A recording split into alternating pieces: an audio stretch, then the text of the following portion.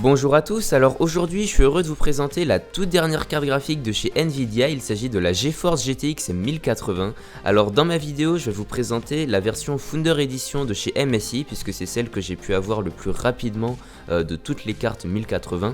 Mais bien évidemment je vous présenterai les versions custom prochainement, je vous tiendrai informé. Alors pour une fois je vais arrêter de parler et vous laisser simplement admirer en fait ce nouveau design et je reviens juste après pour vous parler des benchmarks, des scores, etc. A tout de suite.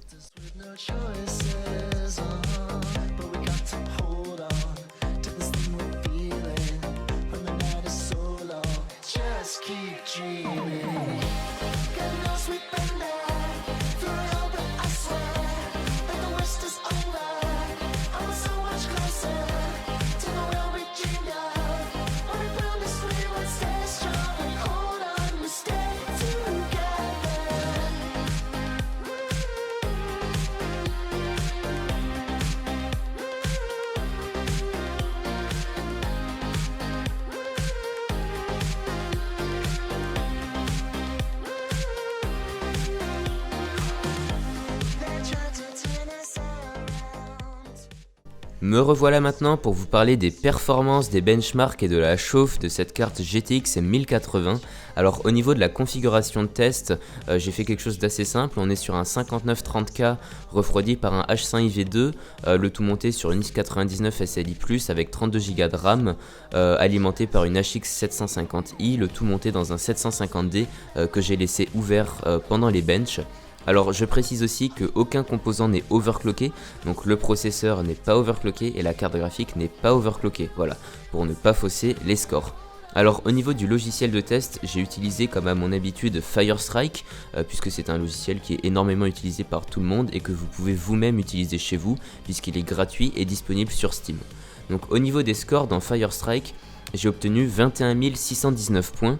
Je vous rappelle qu'il faut regarder évidemment le graphic score puisqu'on parle ici de la carte graphique 1080 et pas d'autre chose. Donc au niveau du score graphique on est à 21 600 points, ce qui est vraiment énorme pour un mono GPU en fait, puisque la 980 Ti qui est donc le modèle juste avant la 1080, la 980 Ti faisait environ 17 000 ou 18 000 points dans Firestrike en graphic score. Donc là on est à 21 600, c'est quand même pas mal au-dessus. Alors qu'est-ce que je peux vous dire de plus?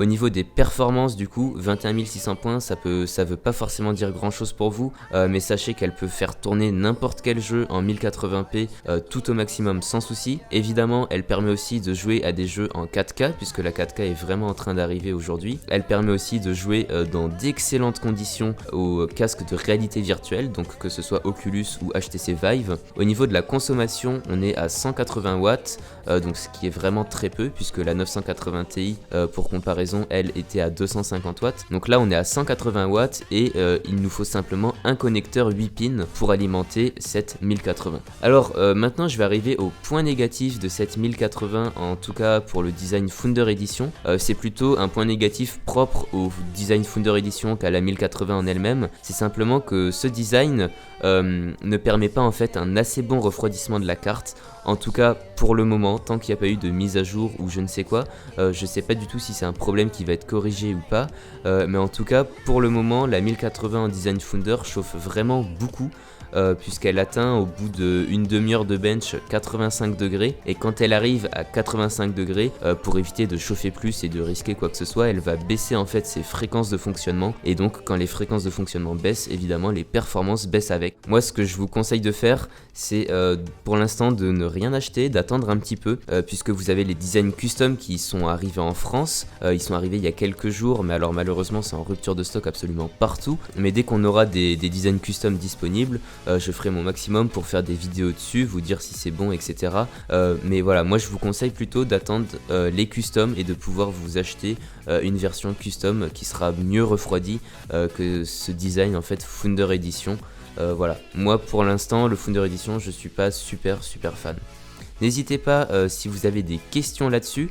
Moi je vais mettre en description quelques liens de personnes en fait qui vont vous expliquer par rapport à la chauffe justement de cette Founder Edition ou des benchmarks, etc. Enfin voilà, quelques liens complémentaires à ma vidéo si vous voulez un petit peu plus d'infos tout simplement. Sinon si vous avez des questions, vous les mettez dans les commentaires comme d'habitude et j'y répondrai avec grand plaisir. Voilà, merci de me suivre, bon week-end, au revoir.